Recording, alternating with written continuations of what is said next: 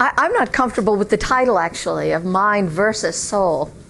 And I was thinking how culturally conditioned even our thinking and our approach to the subject is, and in parsing us out as individuals into mind versus soul. I think different cultures have had different ideas about what constitutes a soul and a mind, and might not necessarily. We were talking a little bit beforehand about in the time of Jesus, the Hebrew understanding of soul wasn't at all like the Greek understanding, and in fact, there is not a word that directly corresponds. There are words that are kind of similar.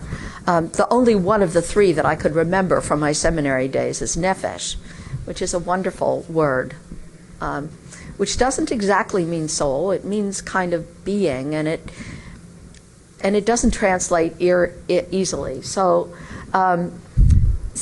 just to start us off, I guess I want to, push the boundaries of how we think about these things, and it's certainly not neat.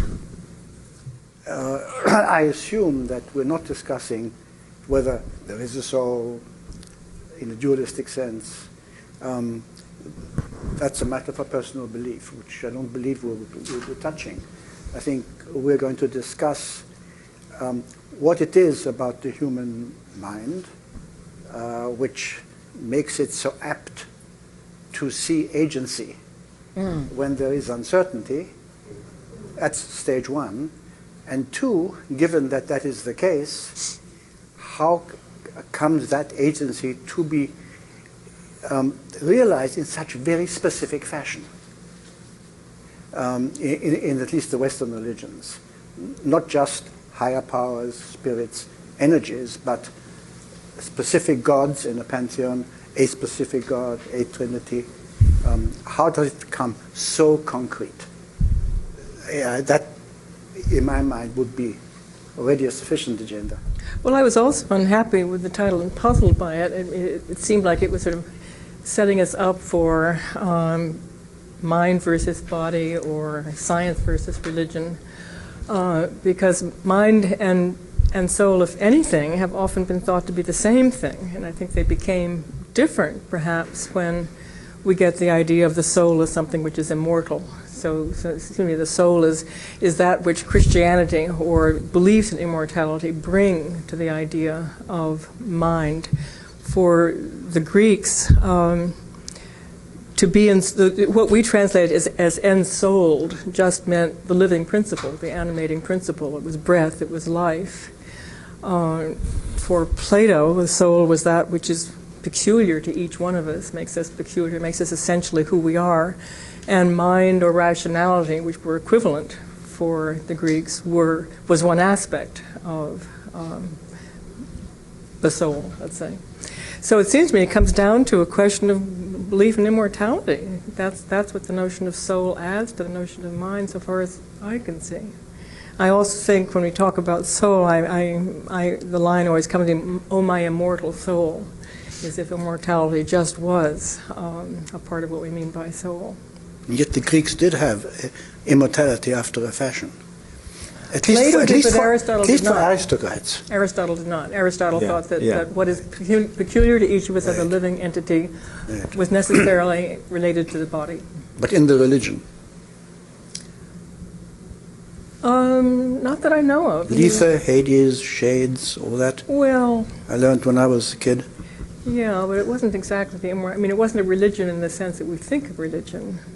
When Socrates says in the Apology, when he's accused of not believing in the gods that the state believed in, there really weren't gods in the sense that there are, or that there is a God for us. I'm really interested to know what Dimitri has to say, because it seems to me that our conversation about immortality has something, whether we believe in it or not, I mean, it has something to do with time.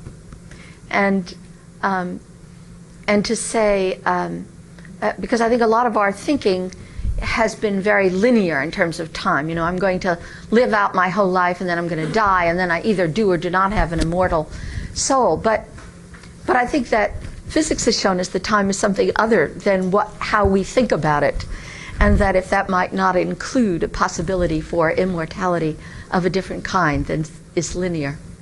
With time now, what physicists believe, they find it is that matter and energy are indestructible in a way. Matter can be destructed, but then it can create something else and stuff like that. Now, as this type of thing, to say that these things are going to, as the universe is expanding forever, this thing is going to exist, yes. But from that after, our own destruction, we will come back again and stuff like that, then I think it's very difficult to get it. Well, my way of thinking about it is not so much that the idea of the soul requires, it's bound up with a sense of immortality, but I do think it's bound up with a sense of time. And maybe not the time of physics, but subjective time experience. One way of putting it might be to say that the soul is what keeps the self from evaporating on either side of the present. And what I mean by that is that the self and the bubble of the present moment, the specious present of James, the phenomenal, virtual, I think illusory present moment, spans the succession of physical instants. So it spans pure physical passage.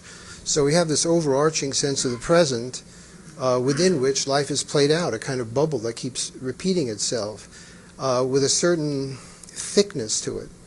Well, a certain thickness to the self and to its experiential world.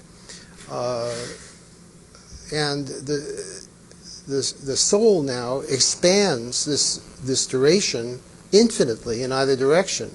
So it takes the past, present, and future and expands it to one could say the mind of God. And this was always a sense of what people wanted in mystical experience. Meister Eckhart has written, I think, the most beautifully about that, about the present moment expanding. And people like Kumaraswamy, for example, yoga mystics, have also written about the goal of mystical experience is to expand the now so it becomes wider and wider and eventually becomes one with the mind of God. And I think this is also the goal of the retreat into subjectivity, which is the mystical path. Whether it's nature mysticism, the mystic doesn't plunge into nature if he's a nature mystic. If he's a mystic who is looking for experience of oneness with God, he plunges into his own subjectivity through his austerities, self-denial, various kinds of mortifications and so on, to withdraw from the world and go into his unconscious. And we have the sense of the unconscious is timeless. Freud thought the unconscious was timeless. Von Hartmann, before him, in his philosophy of the unconscious, argued that the unconscious was timeless. I don't think the unconscious is timeless, because if it was timeless, it would be non-existent. But I think it must have it has a different time. There's a different time. Like the self of dream is a self on the edge of change. There's no past and future. The self of dream doesn't have a past, and it doesn't anticipate a future. It's just swept along by the events of the dream. When we wake, we can see that. And we see the dream as a whole, and then we can look at the self in dream like another event in the dream. But the waking self has this sense of duration, and people have even tried to quantify in physical terms the duration of the present moment. But I think that's not the right direction, because it's a subjective experience, and there are various ways of thinking about how the present might be elaborated. But I think that the sense of the soul, one psychological motivator for the sense of the self, and I think Marcel brought that up in the beginning. What is it about the way cognition works that drives all people to think about a soul? What is it about our psychology that makes us wonder about it? So one of those things, I think, is a duration of the self and the expansion to an infinite duration of a soul. Another is the idea of the unconscious as being timeless, and if we go back into our unconscious, withdraw into it, we capture some of that timelessness of the soul. And I think there are other causes. I think animistic thinking, and that maybe we could explore later on, are other sources of the soul concept. There's a big difference, it seems, between talking about a sense of timelessness and something's being timeless, right? And it seems what you're talking about is a sense of timelessness, and that's what happens in meditation, that the sense of now expands. But that doesn't mean that there is something which in fact goes on forever. And by talking about the timeless unconscious, Freud did not mean that the mind, the unconscious mind, is in fact timeless. He just, as you know, he just meant that in the unconscious there isn't a sense of this happened then and that's past and so on. You can dream about somebody who is dead as if they were alive. So that's the distinction I'm making, which I didn't get in what you said. Well, I think that as you become conscious, you achieve temporal order. I think temporal order is something that's associated with waking consciousness. And I think all we know about the unconscious is when it becomes conscious. And so it's a problem, because when it becomes conscious, we apply our conscious mentation to understanding unconscious cognition. So what the pure unconscious is like is sort of a mystery, I think. Well, there wasn't any suggestion that the mystery had to do with its living forever, however. But I think that if you look at quantum physics or physics, and excuse me because I think there is a relevance here. If you look at the space-time continuum, you do not have autonomous beings that go in and out of existence. You don't have a container of something that is there and then isn't there.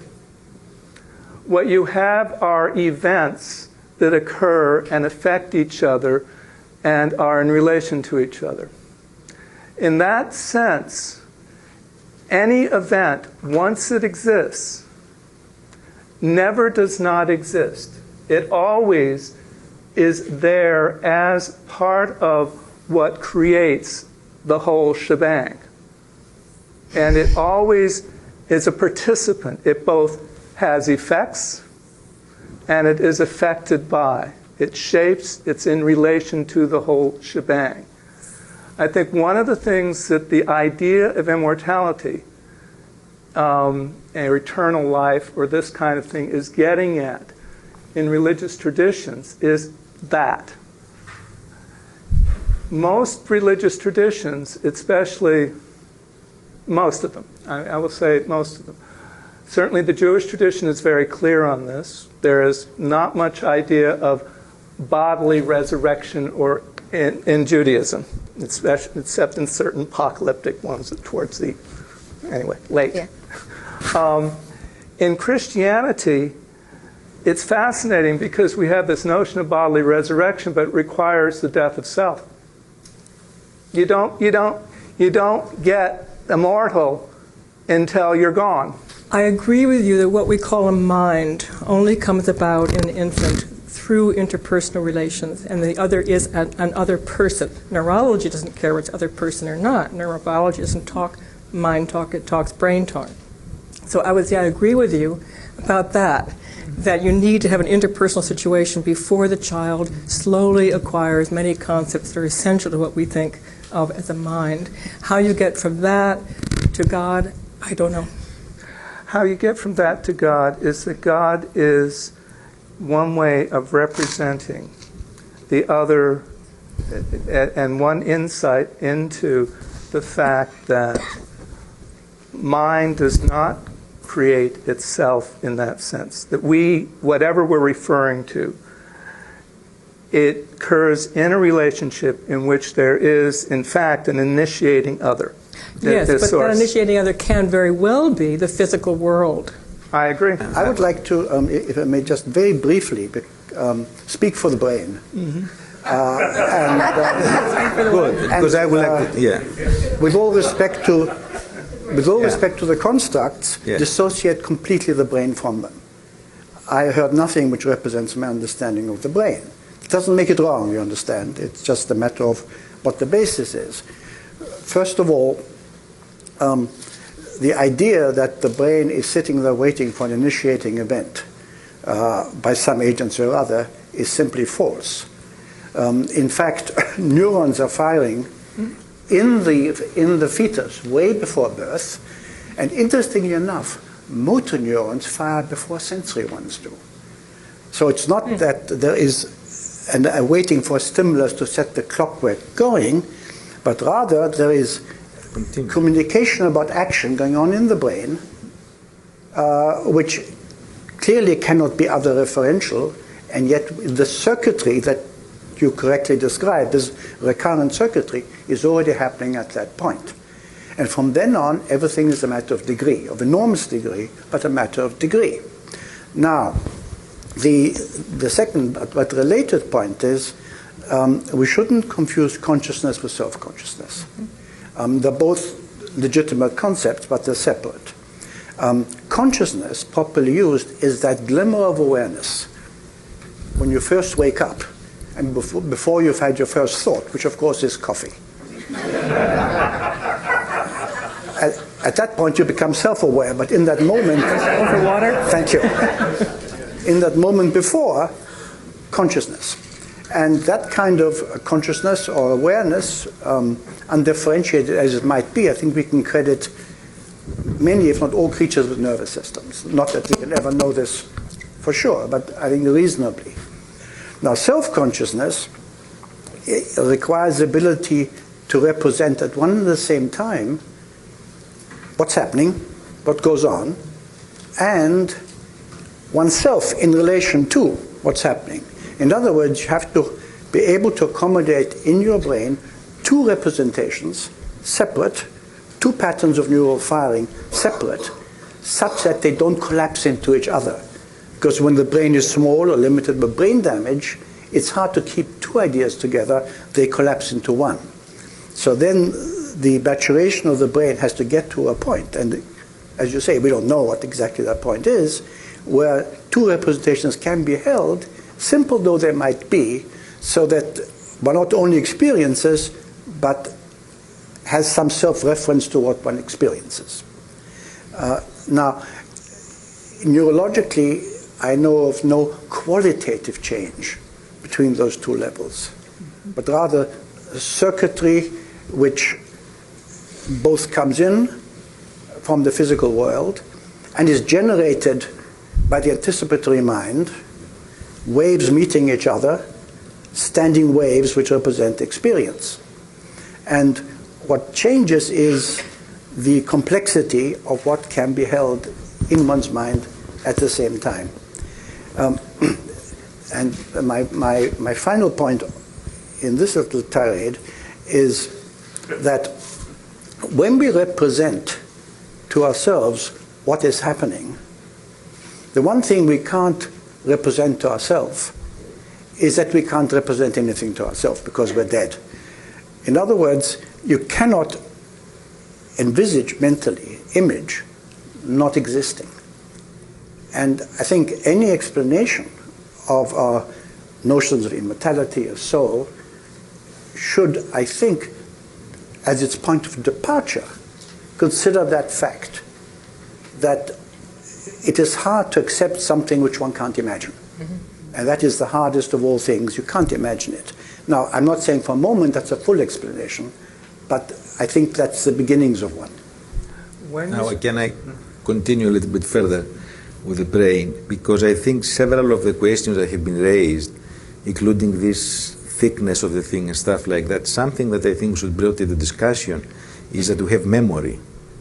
And what characterizes us? I mean, what characterizes all of these people in this table and all of these people now, this be the same people that were half an hour ago, was exactly our memory. If we didn't have memory, we would look like robots or something like that. So that's something that we have to keep in mind very, very clearly.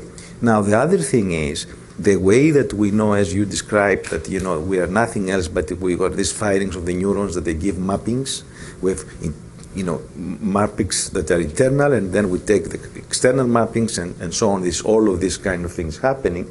Now there, you see, I see this light now because I have this thing comes inside, it breaks down in different positions in my brain, specific neurons, and they take this kind of thing.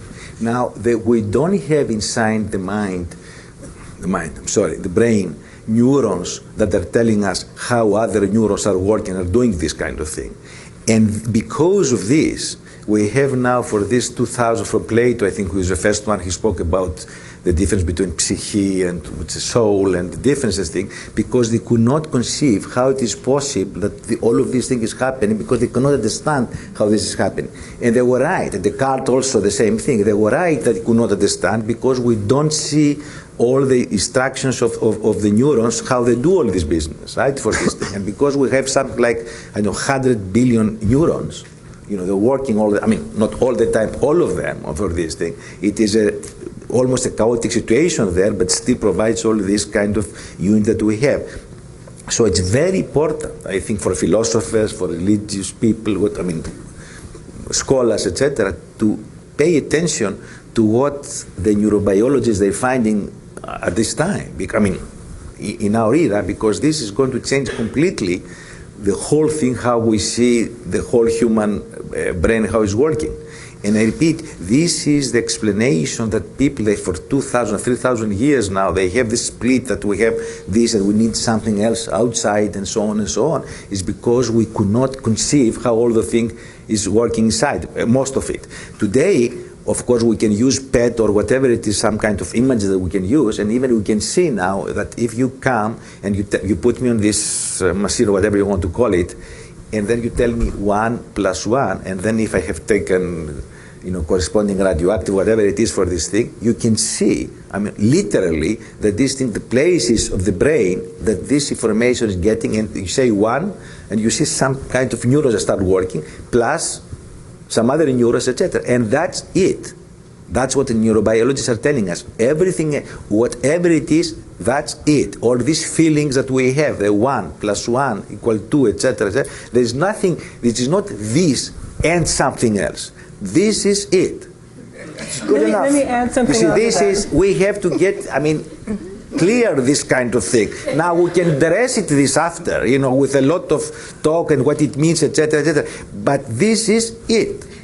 Well, I think it's worth pointing out that since you mentioned 1 + 1 and looking at brain images, that Whitehead and Russell took something like 75 pages of the Principia to prove that 1 + 1 = 2. So just to find a locus in the brain that may have something to do with that, I, as a neurologist, I would say that neurology is probably, at least current neurology, current neuroscience and cognitive psychology, are the very last places I would look for answers to these questions, largely because, and I would agree with the notion that process thought offers a lot more in this respect, that what really has happened is that they've imported the mechanical objects of nature into the brain, mind, brain, and now we have logical solids in interaction, and all the dynamism in the mind, brain is in the arrows between boxes, and what's interesting to psychologists and neuroscientists is where it is and its location here and there, and Marcel and I have lived long enough so that we've been through all of that historically. We can, go back many years and see the beginnings in the middle half of the 20th century of localization, and it's almost mosaicism now with these imaging techniques. And I think a more dynamic way of thinking is necessary, but unfortunately the imaging methods simply don't lend themselves to that. Now, I did want to say, so I'm a little skeptical about the role that neuroscience has to play in all of this. And I do think that in the current rush to reduction and eliminativism and identity theory and so on, I think what's been left out are some of the central problems in mind-brain correlation. For example, the present moment. How do you reduce the present moment to brain function? How do you, if you think that an image and an object are on a continuum, as I do, I think that the image is an attenuated object and an object is an externalized image. Then how do you understand the boundary between is there the boundary between mind and world? We, as you seem to imply, we assume that objects are coming to us from outside, and then somehow they're put together in the brain, and then they're projected back out there. My way of thinking is that they develop endogenously in the mind-brain, and that the other that was being spoken of here is simply a part of the rim of the mind extended out into the world, that the world really is the sort of the orange peel, and I'm in the middle of the orange looking at it. And so I'm actually dreaming this world, but it's a veridical dream. It's a dream that's sculpted to reality by extrinsic sensation about which I don't really know anything. I don't know anything about the physical world. So that's my perspective on that. So for me, the other is an extension of myself. The other grows out of myself. And I think that's important in thinking about the soul and mysticism and so on, because our relations with others are a matter of surface contacts. External relations. But if one goes into the self and discovers, as mystics say they do or attempt to do, one establishes some underlying unity, you recapture the other through some deeper sense of oneness, of unity.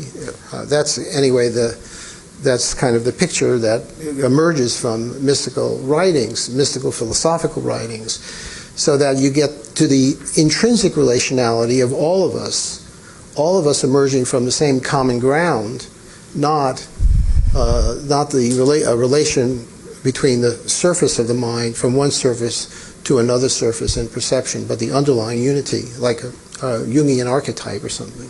Let me say something that I think and also I would like to say that I emphatically disagree that neuroscience has nothing to do with this. I believe, on the contrary, that neuroscience is the whole thing, and everything will come from neuroscience. Even, as I said in the beginning, neuroscience is not at the end like we are in physics, that we have all this evolution with 100 years of quantum physics and stuff like that, and we are a very good way to understanding what's going on around.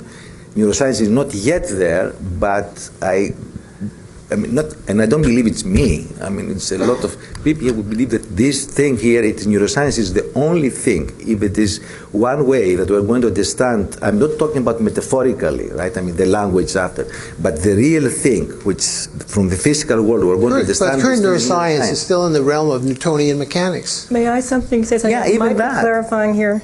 There are two different kinds of dualism we can be talking about. And one is metaphysical dualism, and I agree with you. As for what exists in the real world, there is only brain. But that's not the same thing as to say that mind talk is reductionist and can be reduced to brain talk. There are things that are real in the world, right, like thoughts, beliefs, feelings, right, love, concepts. And to talk about those real things, you need to have concepts that don't exist in brain talk. So if we want to talk about how somebody arrives at true beliefs, for example, there's no concept of truth in neurobiology. There's no place in the brain you can find the concept of truth. Now, how to reconcile mind and brain talk has been a problem for philosophy for a long time. But you don't think all your mind talk is ultimately brain talk? May I finish? No. Mind talk, I think, cannot be reduced to brain talk. But that isn't to say, I believe it's also the case that wherever there is a mind, there must be a brain. Yeah. You cannot get rid of the brain and also have the mind. But that's not equivalent to saying that everything we say and talk about the mind, thinking, believing, judging, acknowledging, feeling guilty, etc., can be translated without loss of meaning into talk about neurons. How is that different from what the brain does, all these things? Well, are these not things that the brain does? You need the brain to do all these things. No, but but isn't it the brain that does them? Or is there something else as well as the brain, helping the brain There's along? nothing else aside from brain, but if you're going to be able to describe even a baseball game, you're going to have to talk about concepts that have to do with the mind. Now, how to make the connection between mind talk and brain talk is interesting. I think I can do it. I think many philosophers have done it. I can't do it here in 5 minutes or even 20. But that's the point I want to make, that to say that there are two different languages that are both needed, they're both indispensable to describe as a human language, existence. yes, as needed as a language, to go from this thing, but at least we agree that it's the brain, that it is a source of the whole thing. Okay. Well, you can't reduce DNA to quantum physics. So you could do quantum physics? Absolutely. There's nothing else. I mean, the reason that that's a superstring theory. Well, that's the next step. Now, but the reason that you have the four bases forming exactly the way that they form, AC, etc., it is exactly what's called the H bonds, and this is why the helix is called together. It is going down to standard quantum mechanical laws, for this thing. Of course, Watson and Crick, they didn't care about what they care is that they have this kind of correspondence between the one helix, whatever it is, part of the chain and the other part of the chain. But that, it was, if you go back and look at it, it is just a quantum mechanical thing that they have this. Without any loss of meaning, you can read. No, without loss of meaning. But does not mean that quantum mechanics by saying this is I don't mean that DNA does not have existence by itself, right? For this thing, it plays all the fundamental roles for this. But you can reduce it if you want down to this thing. But I don't think it is. Well, I think the dispute really is partly about what you can practically explain by brain talk, and what theoretically future neuroscientists will be able to deal with. And there are people like Searle who will just say, well, it's all future neuroscience. So the question is whether, in principle... Most philosophers don't agree with Searle about that.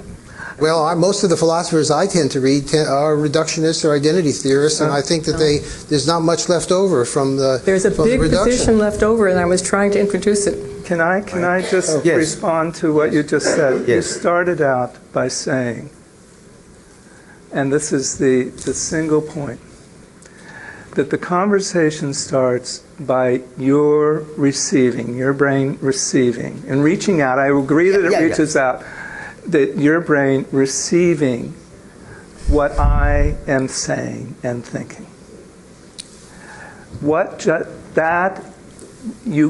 Therefore, the explanation that you just produced, that you just gave me, requires something other than your brain. It begins with something other than your brain. The reason I disagreed with you about your gestures is because your gestures are communicative. What shapes them are dramatic situations, memory, the whole social context, which in fact is a matter of relations to others.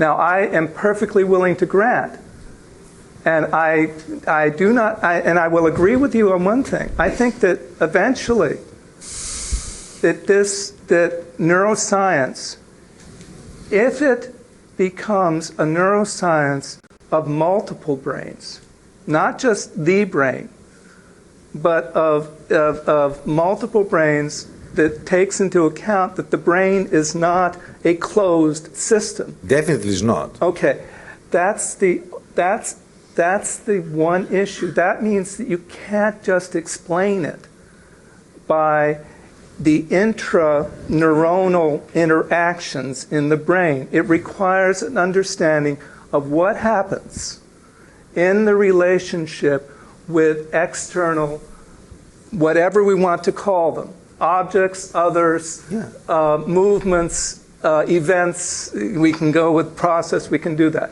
It requires that. The logics of looking at those relational systems is going to require different ways of understanding and different kinds of studies. It's going to require some kind of social theory, for instance. The one thing that I am cautioning us about is a certain scientific arrogance, which presumes that this kind of thinking was not present in other cultures, other traditions, and other ways of understanding. What I was starting with was an attempt to say that if you look at the God-soul relation, that can be seen as a way of exploring those realities using a different language and agreed upon using different understandings, different ways of getting at it. That's very simply it. It requires some kind of understanding of relationality. I think we can all accept this. There's a branch of neuroscience called social neuroscience, which works on the problem of entrainment, particularly in infants and what I call the infant and the father, and which also relates to the evolution, the history of humans, which is so much a social history. I want to respond to this reduction talk before handing over to our philosopher. The word reduction has this pejorative tone to it. Maybe it's not meant to, but it certainly does. And to me, talking about arrogance, it is an incredible piece of arrogance that our puny awarenesses and intellects are thought to be reduced to this incredible organ in the head, which is so much more complex than anything that we could even conceive. The universe, yes. It is actually a mystery to me how the neurons work so well and people's behavior is so stupid. Very good, very good. That's a good statement, yes. Yes. So, Very good. That's why you need the two languages, mind and brain. Best of the evening, until now. so reduction certainly should be taken as going from one level of analysis to another, but it should not be assumed that because the brain from the outside looks like a weary cabbage, that the mysteries inside dwarf the rest of the universe, perhaps, for all I know. So it's just a little pep talk, but then let me hand over to you. To the real philosopher. Please. You were going to explain something to us. I can't remember what it was. I can't remember what it was. Oh, okay. It'll come back. It's just the point again that I think there is a confusion in a lot of people's minds between the idea that without a brain there cannot be thoughts, quantum physics, physicists, music, anything else, and the idea that everything can be explained, all human behavior can be explained by talking just about what goes on in the body. That we need another language, not another kind of entity, but another language which can talk about things like truth, goodness, badness, the kinds of evaluative decisions that we make. Now, those decisions the brain makes, yes, but to talk about what it means to say that something is good or true is necessarily going to be to talk in a normative language, and that normative language cannot itself be captured simply in talk about what's going on in the brain. So I'm distinguishing between metaphysical dualism, which I think you and I, we are not metaphysical dualists, and so-called linguistic dualism. Okay. And the major position in philosophy on the mind-body question these days, if you just count up the number of important philosophers, sides with the linguistic dualism picture, that there's a single entity, but you can't describe what people do.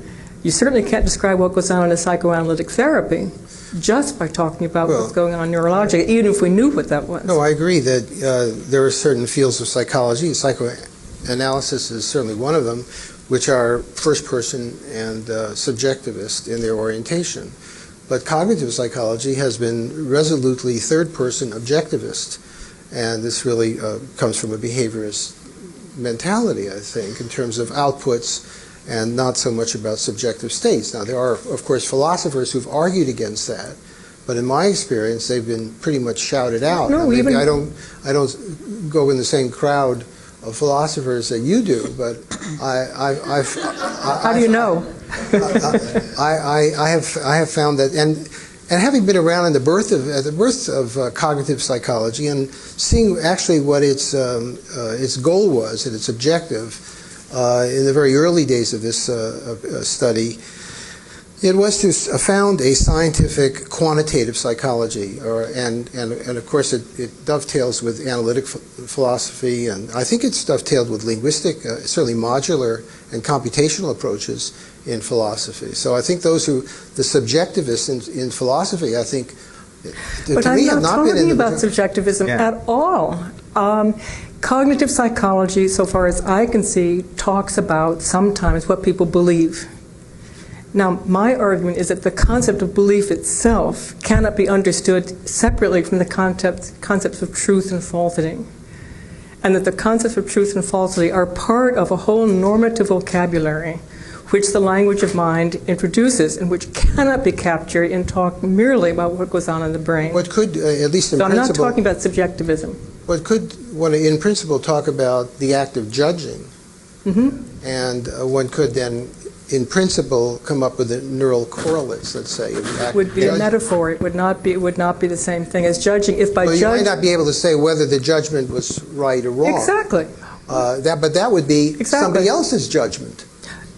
To make the judgment that something is right or wrong, I need to have a normative language, and that normative language is not itself accounted for in neurophysiological terms. If you aren't talking about some kind of metaphysical dualism, if you're distinguishing that from linguistic from metaphysical dualism, then what is the status of that different language? What is it referring to? What is it describing? Where does it come from? What is its source? Maybe I don't get it. I don't get it. I don't see how that doesn't eventually arrive at and require some kind of metaphysical dualism. Okay, I agree. That is difficult to But account I think for. it's reality agree. that It is. Just reality, I think, that it does all these things. That with the need for doing these things that you are describing or you are describing is coming out because we like to understand what's going on. Right. And I would like to just to both of you say something, because you say, well, cannot everything reduce to the brain, etc. Now, we have to keep in mind the following thing. Don't think because that just we're talking about one neuron meeting another neuron, or almost not meeting, or something, whatever it is for this thing. We have about, I don't know if someone may count everybody, now about 100 billions of neurons. Now, we know from normal physical laws that we have in the laboratory that when you accumulate stuff together, at some stage, even if the physical laws are exactly the same, you don't have new physical laws coming out, you can have dramatically new situations. Yes. And I will give you, everybody knows this effect here. If I have a bunch of electrons that are doing around the stuff like that, then you go through the resistance, then they have heat and you destroy everything. If I take the same bunch of electrons and I put them at very, very, very low temperatures, then I have the phenomenon of superconductivity. That you can have a wire and you have electrons going forever. Here's the forever, the real forever. Forever.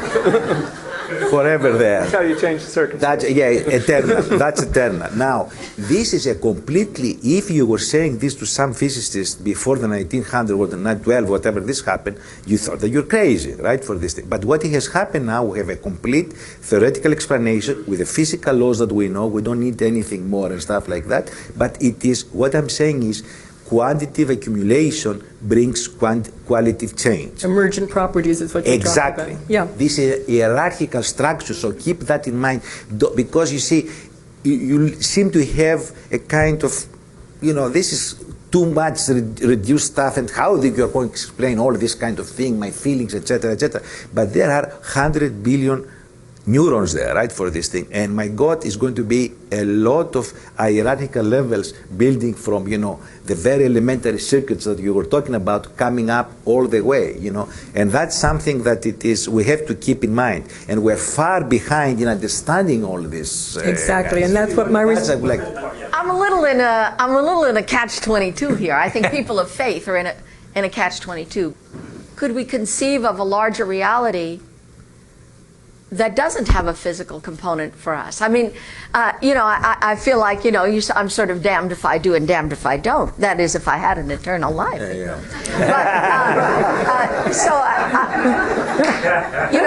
think that it does put a person of faith in a kind of catch-22. And the fact that it works almost poetically, the human mind. And so it's very tempting to say that's all there is. And yet, I think we have to at least hold the possibility that that's not all there is. Because what would the use of something else be if it had no physical expression? What was that last sentence? If it had no physical expression. What? I mean, mind, being, I mean, it's as if, I sense, I don't want to put words in your mouth, but it's a little bit like Peggy Lee. Is that all there is, in terms of you've got all these billions of things firing and it's wonderful. But is that all there is? And how can we, we can't talk about, does the fact that it is so beautiful and so complex really preclude there being something else? Because if there is something else, why would there be a something else that doesn't have a physical aspect to it? Exactly. I think this is exactly the point. Our agenda to explain why people ask the question that you just asked. Exactly. Yes, Exactly. well, Exactly. Why do we feel that there Exactly. must be something more?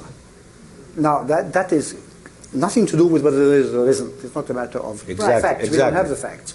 But what is it in our minds that Well, make yeah, us but you- dissatisfied with the realities that we can explain? And when we can't explain the reality, instead of just saying, I can't explain it,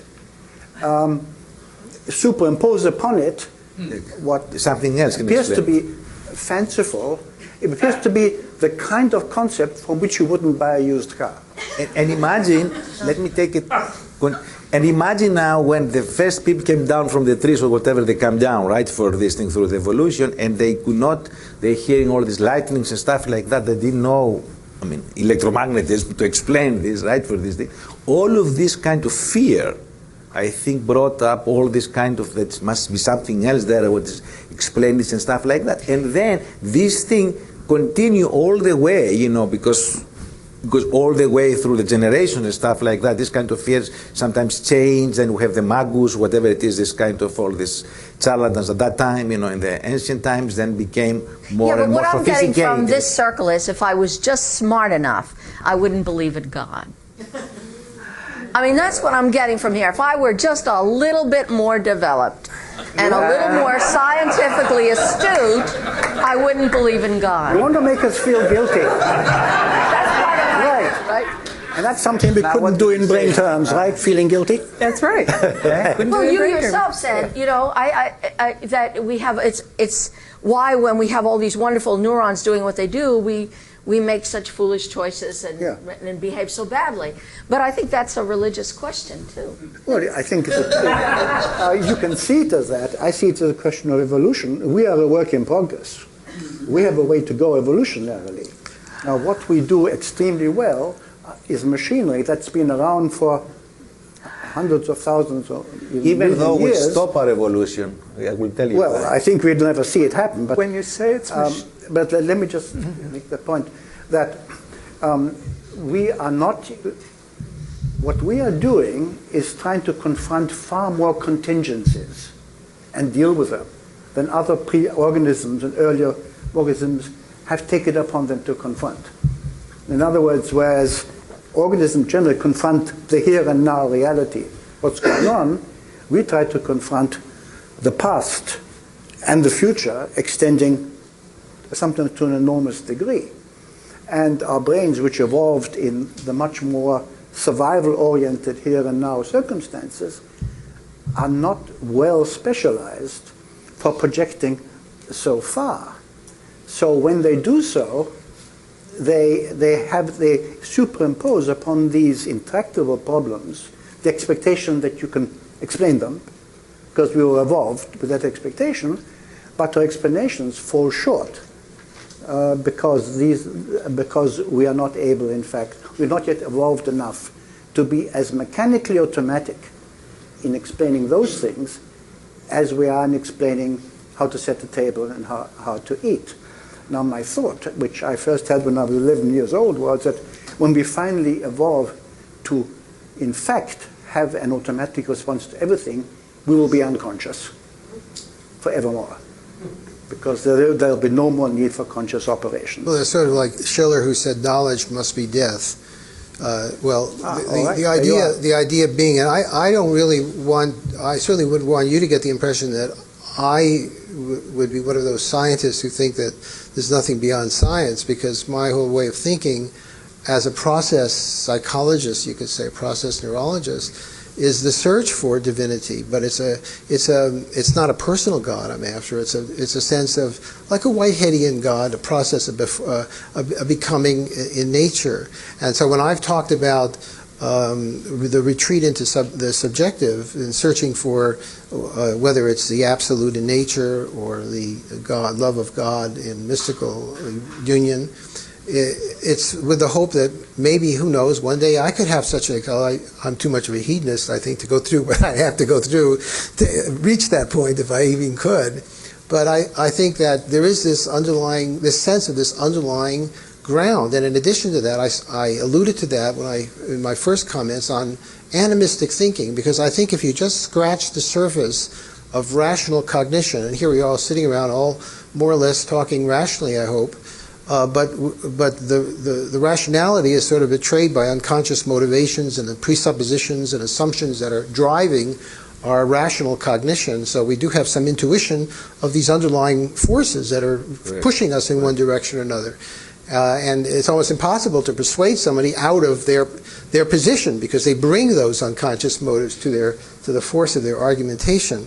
And I think that just beneath there, the layer of dream cognition or animistic thinking, and in animism, of course, there was a continuity from mind to world. Mind just penetrated world, suffused world, and then mind was removed from world, and God was removed from world, and then mind, in effect, was removed from brain. And so we're left with no spirit in the world and no mind in the brain, and one has to then look elsewhere for it in superstition or magic or something of that sort. But I think that the intuition that animistic thinking is a phase in every act of cognition, that every rational thought has to emerge or individual, and actually the whole problem of emergence, I would like to talk to you more about it at some point, because I think it's a tricky concept, that of emergence, because if emergence are not resultants, then I was an emergentist early on, but I think it's a problematic way of thinking, emergentism. But anyway, that's another topic, I suppose.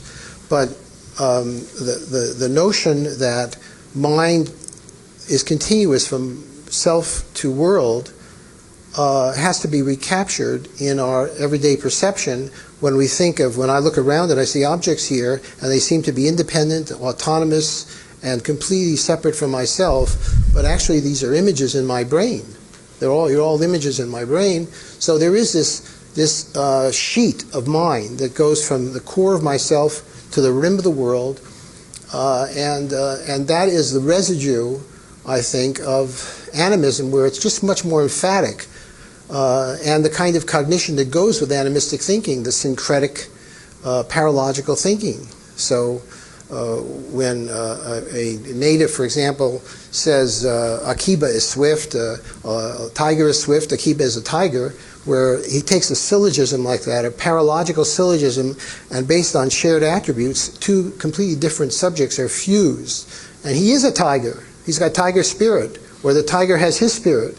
And totemic beliefs and other magical beliefs, these are very real to these people. And I think they're very real just under the surface. We could examine some of our everyday habits and we would find them there. Everyday things that are just astonishing that people do. Even, for example, the way we bury our dead or circumcision and things of this sort have their roots in magical beliefs. Pars pro toto, for example, for circumcision, and the relation of the subject and predicate in animism, or topic and property in animism, is just then derived further to the relation between a rational subject and its rational properties in logical thinking or rational thinking. So I think that it's just a layer beneath there, and that coming to the fore, and it does come to the fore in introspection, in self-analysis, in just withdrawing from the world and thinking about oneself and one's condition. I think that's a sense of God that one has inside oneself. That feels awfully claustrophobic to me, though. It's very the idea that, I exist to the realm of the world. I mean, if we're talking about imagination, can we imagine something that is not us? I don't think so. See. Well, I think a brain-centered theory is ultimately solipsistic, and the trick is, how do you get out of? I don't for a moment think that I'm genius enough to have invented this world, but how do you get out of the fact that, you are a solipsist in your dream, are you not? It is your dream. And so if the world is a kind of waking dream, I think in a sense, there's a big problem of solipsism for someone who takes the kind of absolute idealist position that I'm inclined to take. And I think someone who takes the brain seriously is led to that position. May I try to answer? I've been sitting here thinking, how can I answer your question and yours? in a way that might be plausible in a few minutes. Let me try it this way. Suppose you want to understand, somebody wants to understand for a particular reason why I decided to accept the invitation to be here today. And there might be a reason I was also invited to go to Paris, why did I choose, etc. In psychological talk, you'll give my reasons, both conscious and unconscious, what I believed was going on, what I wanted to happen. You'll have to bring in my memories, who I idealized, who my models were, all that sort of mind talk. Now, in brain talk, suppose we can't do this now. But suppose you were able to describe everything that had gone on in me as a bodily creature, all the events in my brain. I'm saying you wouldn't come, that description would not explain what I want to know as a human being living in the world when I ask, why did you agree to come here today, let's say. It wouldn't do that. We need both descriptions. But that's not to say that for every mental event, there isn't a physiological correlate. Theoretically, I believe there is. We don't have it now. Theoretically, I believe there is. But I don't think that correlative language would do what we need to do as human beings living in a world with purposes, with needs, with love for others, with guilt over our past sins, etc. It wouldn't do that. So we have to have these two languages, and one is not going to be translatable fully into the other. That's my position. Although the two languages, they both arise from the same transactions in the brain. Yes. Okay. Cool. Cool. Yeah, that's okay. I would agree with you in terms of the way you described it, that if you talked about your motivations for coming here, that could not be, you cannot get at that without losing something. Right. In terms of talking about the firing of neurons in your brain. Okay? Agree with you completely. I'm not sure I would agree with you that if you talk, that could not be a correlate language that would in fact be sophisticated if you talked about the relation among different brains and the relation of the brain with different objects in the world. And and I guess this gets back, the reason that I'm asking the question is I think that we get caught in a certain metaphysical dualism here. And I think it does go back to metaphysical dualism, which conceives of there being a physical world where you can determine the causes, and things tend to exist as entities which have effects or are caused by other entities. Effects on or cause effects on other entities. And you can determine those relations. Now, and then that does not somehow explain our experience. It's very hard to get from that to our conscious experience of choosing to come to a meeting like this. That's not what I'm saying. No, what she says is that there is for everything, every mental kind of thing, and actually why she came or why I came to this meeting will be the sum of different of these mental events to happen, but for every mental event corresponds a neural correlate. Yes. Right, for this thing. That's what she says. Yes. It is difficult to, at this moment, to do this, or maybe we never do exactly for this thing that you analyze me and say, because of the number of correlate 350,000 plus the one, etc. That's why you came to this meeting. But that there is a mapping between mappings a don't. Sum. I would Exactly. put a sum of the mental things related to this specific process. That's what she says. Different mappings, and I you can't. think, Yeah, exactly. I'd like to illustrate this a little. When we are very, very small and have only some of our neurons functioning, it's still the case that every neuron fires. And one thing everyone should know is all neurons fire all the time. There are not neurons that are stagnant. Now, the reason that we think all the time, we can't stop thinking, is because our neurons are firing all the time. Some people, yeah. We can't tell our neurons to stop firing. I try to when I try to go to sleep, and it doesn't work very well. But when our neurons fire, our experience is not that of, here comes my orbitofrontal cortex. My experience is mama, or big sister, or whatever. Now, so the world gives the content of the awareness that arises from the firing of the neurons. And without the world, both physical and interpersonal, it is inconceivable what a person's state of mind would be and what the content of consciousness would be. So we transact the subjective aspect of our neuronal activity in ultimately experiential terms. That's where our categories come from, that's where our perceptions come from, that's where our qualia come from. I just want to make that point and hope that it addresses at least in part what you were asking. My sense of what he's saying is that there's something more, there's a deeper explanation for mental events than brain events, but then, even if you assume that there's a correlation, and even if we all grant that we'll never be able to understand. That's why I thought he wouldn't, that's why I said some way, because I thought he wouldn't agree. Now, one point I want to make is, let me just make one point and hand over to you for that, is that what Jason said a bit earlier is profoundly true. Not that everything isn't that he said. Namely, that the reasons we give to justify our positions are spurious. Our positions, our views, our philosophies arise emotionally, unconsciously. We either cannot or do not scrutinize them. Our reasons that we give in argument are rationalizations of the prior beliefs that we already hold. Now, there's a consequence to this.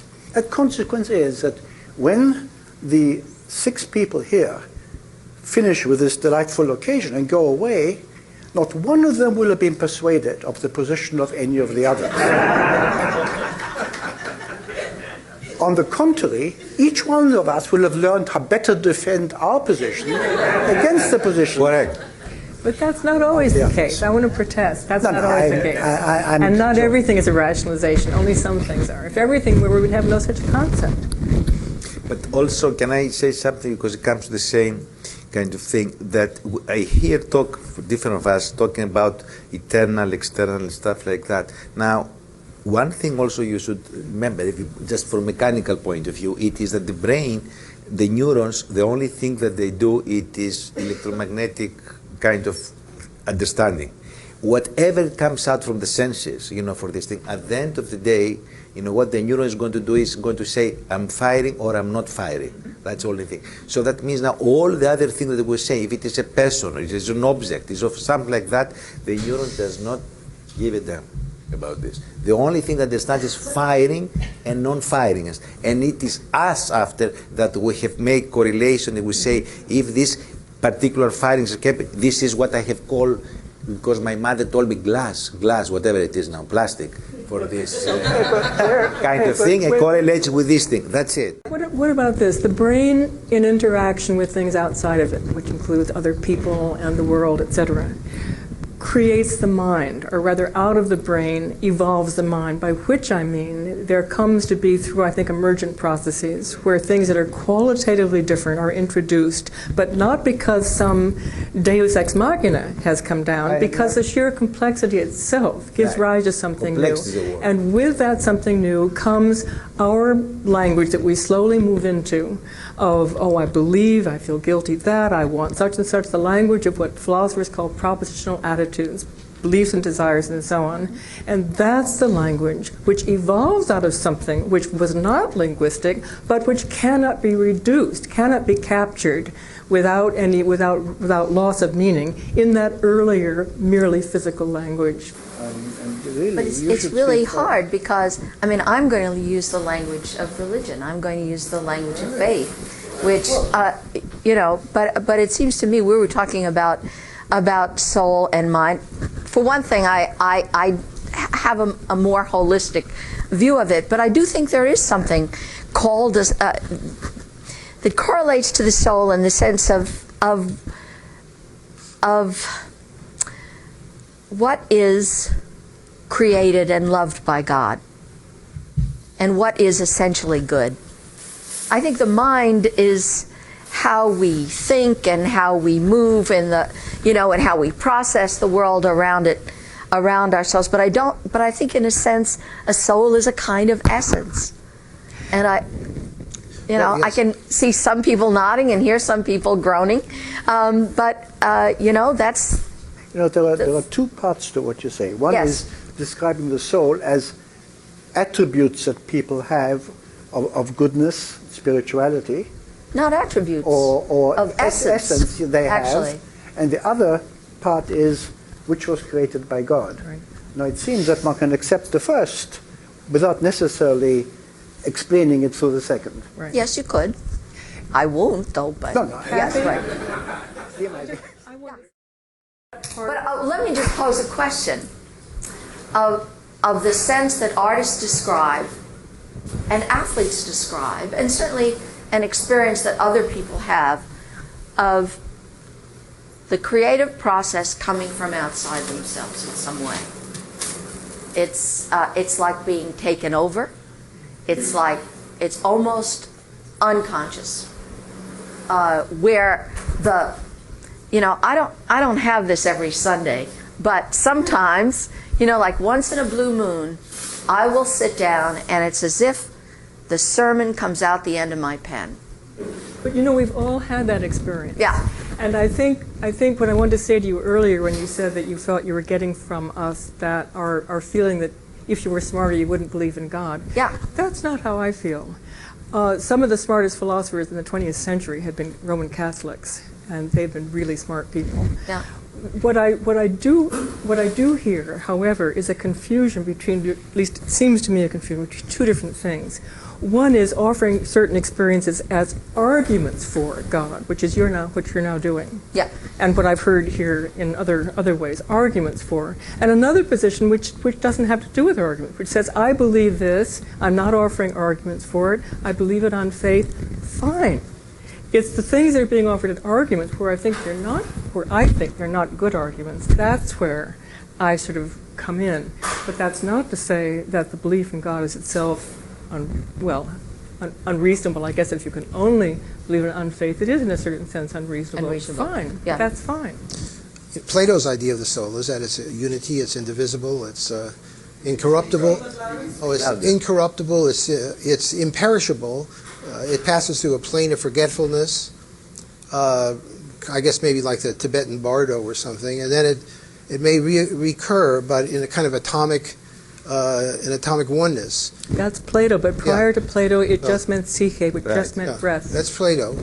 But the thing about the soul, and I think after Descartes, it took on a kind of substantiality. So I think the problem is that you're dealing with the soul, you're dealing with a substantial, unchanging, imperishable entity, in contrast to the self, which is constantly changing with every mood and experience. And I don't think it would be clear to certainly any scientific mind how to incorporate a concept like that into whatever we know about psychology and neuroscience. I would personally be at a loss to try to do that, although I'm a seeker in the sense of the early word meaning of soul, to try to see if there's some way of capturing it. I know some of the process philosophers argue as to whether or not the soul, when it passes into the mind of God, experience stops or you have continuing experience. I mean, there are people who actually argue that, whether there's continuing experience or experience is arrested at the last moment of consciousness. I think the Buddhist idea is that the very last flash of consciousness passes through the assistance of some subtle spirit into a fetal brain. So that's karmic transmission. So I'm just really very unclear as to how we can incorporate these two totally different views of mind and soul. To me, diametrically opposed. Before we move on, we have just heard this impassioned plea to address what you legitimately wanted us to, which is explain why do apparently all cultures, at whatever level of sophistication and time in history, adopt spiritual, religious constructs, different though they may be. What is it about the human mind or brain that impels this kind of urge, which, however, not all of us have? And this is an inter-individual variable, so that for every high priest who deeply believes what the vision that he saw is another high priest who knows he's making a fool of the people. So, what is it about some brains, many brains, some minds, many minds, which are impelled to generate this type of construct that we need to discuss? So it could be something very simple. But your question itself is prejudicial, because it says, what is there about us that makes us want to do this? And it leaves out the possibility that there's something else. I mean, what's missing for me in the way that you conceive of the world is that otherness, that there's something else, and that it isn't only, and that our desire, I'm hitting my mic, I'm sorry, that our desire to worship, our desire to conceive of this other thing necessarily starts with us rather than being a response to something that is. Could it be, what if, brain science was referred to intermittently here, perhaps our concept of the physical limits of the brain are inaccurate. Perhaps the brain science might ultimately determine, and I frankly think this is quite possible, I believe that there is even electromagnetic communication that might occur outside the physical constraints of what we consider to be the brain today, right? If that were to ever be scientifically determined, it could potentially, hypothetically, resolve this apparent conflict, that perhaps we are communicating in ways that we aren't, and one might even speculate that psychology itself is an attempt to identify that, as a field, that maybe there's just a lack of communication between the field of psychology and neurology or something. I don't know. But I believe, if take the concept God is love, right? Which is a pretty universal notion, certainly in Christianity. It is the sort of bottom line definition, if there's a one-sentence definition of God, right? And that is about a relationship between beings. And I think if you look at societies around the world, most religions and most social customs tend to move in that direction of there being some intangible relationship between people. So I'm just saying, it could be that there could be some kind of bridge between the physical discussion we've had here about the brain as a autonomous conceptual agent and a larger connectivity. I would like to say something Sounds like here. a Polish Now, joke.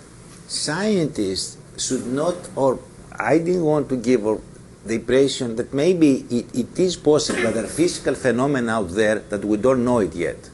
But if we know them, eventually, if they're real and belong to the physical world, we will find out. I mean, we don't know anything at every moment, right, for this thing.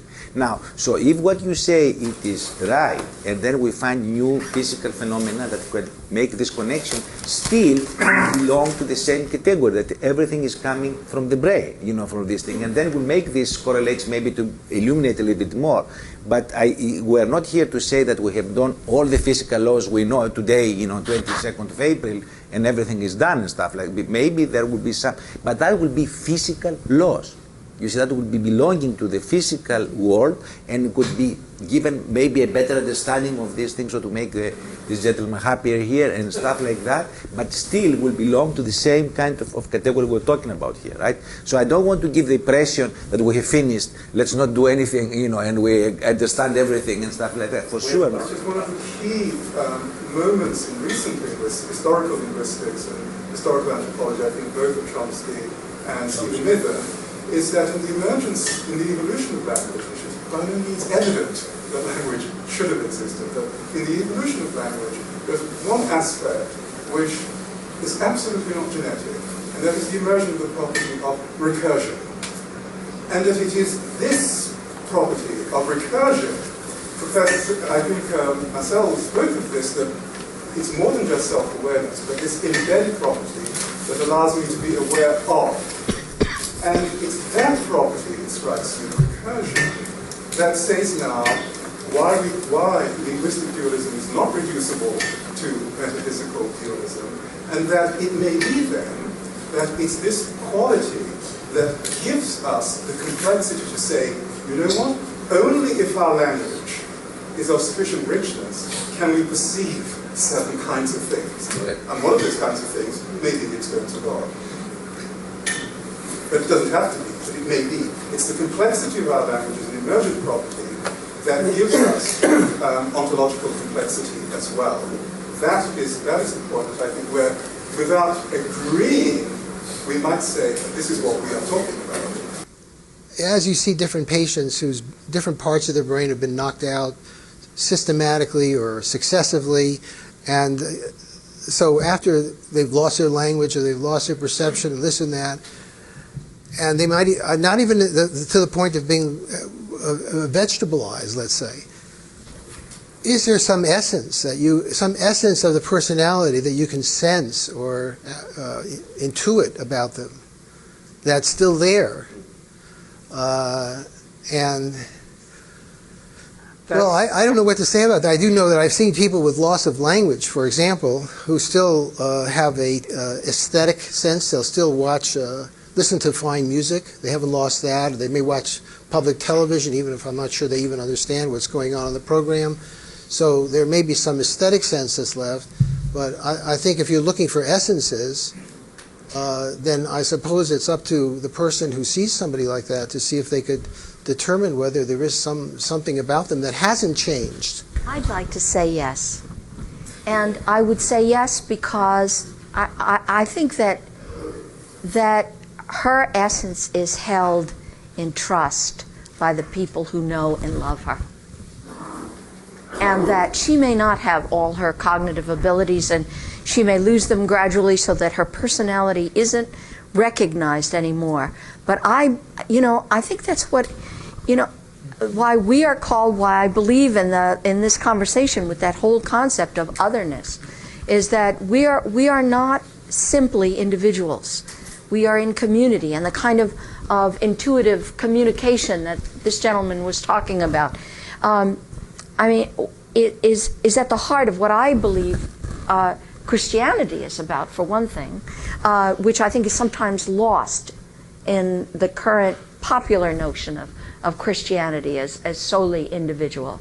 And so, and I think that's what it means to be Trinitarian, that we understand as God is a relational God and calling us not simply as individuals, certainly as individuals, but not solely as individuals, but that we're called into community. And I think that's where her soul is. I think her soul was in the love that you gave to her and that you treated her, which in fact she responded to, and that you responded to her. That's, if you're talking about soul language, that's where soul is. Now that does not give you an answer about the decision about her, because I hear you on both sides of that decision, a care for and responsiveness to her suffering and a real care about her in that. But that's where, for me, the notion of otherness, very concretely, very specifically, it's in that relation between you and her. If you eliminate language, you eliminate perception, you eliminate behavior, you eliminate everything, then what's left? And if you can't describe what's left, what is it worth? May I want to answer. And also, I would like to, after Marcia. I want to give a boring, flat-footed, plain answer, but tack onto it a question that we haven't asked. My answer, we know that you can knock out certain parts of the brain and not others. We know that you can knock out short-term memory and not long. We can knock out the center that's responsible, the amygdala that's responsible for fear, etc., and not others. And to try to locate, quote, the soul in some particular function seems to me just misguided. But here's a question that we haven't asked that bothers me. Some of us have aspirations that we can only describe by a word that makes me uncomfortable because it suggests so many things I don't want it to suggest as spiritual. We're not religious. And I would think of Buddhism. Buddhism is not a theism. It's not a theology. But it certainly has spiritual interests and spiritual quests. And I don't know how to define that sense of a spiritual interest that some of us have, which doesn't sort of lead us into something that is not where I want to go, namely religion and immortality and all of that. But there is, it seems to me, something that is kind of bugging at least some of us that hasn't come up quite in that form. Can I, just because of this effect, I should have mentioned at the beginning of this discussion. Here you have an example that it is very well known, and I think we should pay attention to this, to the clinical neurologist and all the people. Take different people that they have accidents and they have the same type. They can find out where the accidents are, right, for this thing. Specific. Now take 10 people here, 10 people in New York, Los Angeles, whatever it is, and have accidents on the specific part of the brain. Now you are going to see, so something has been destroyed there, right? Distracted. Now you are going to see that these people, I don't have experience myself, but they're telling us they are going to have the same type of erratic behavior, which means now clearly you're not going to tell me that something in their soul here, the same guy here, the other guy in Los Angeles, when the same part of the brain was distracted, the same part of the soul also was distracted, right, from this thing. So it is this kind of things here, it is clear evidence that everything comes out from this kind of thing, right? Because I repeat again, there is a lot of experience now, and you open any standard books in physiology, as far as I'm concerned, that you see people that they have specific parts of the brain distracted for some reason, accidents or whatever it is. It has happened, of alcohol, whatever it is for this thing, they have exactly the same behavior, erratic behavior. And I think this is something that we have to keep in mind, this kind of thing. It's not only the creation of this thing, and also the distraction of this thing corresponds, there's a mapping there. The question is absurd. I would look for We've not evidence. anywhere in this discussion approached anything like plausible consensus about what we could possibly mean. I think that could I just respond to this, though? I think that this is some of the difficulties that we have with fundamentalism, which is Christian fundamentalism tries, for all that it stands over against things like evolution, what it is doing is taking the template of the Enlightenment and trying to force it on the Bible, to look for evidence of the nature that this gentleman is talking about, and we run into difficulties there. Kind of agree with Rick about the discussion is going, very, very stimulating. However, moved quite a bit away from religion, which I was looking for, and in Judaism, which I know a little bit about, the only reason the body exists is to house the soul, and the only reason that we have this body is that we can perfect the soul in the little bit of time that we're on this earth. And this is the concept that's believed in many situations, and Maimonides spent an awful lot of time writing about this in his Guide to the Perplexed, that if we can understand science and we can understand nature, which is the bulk of the conversation that's going on here, we have the possibility of improving the soul. What strikes me is that there is knowledge and there is knowingness. And science, so far, has not been able to define divinity. And that is a problem.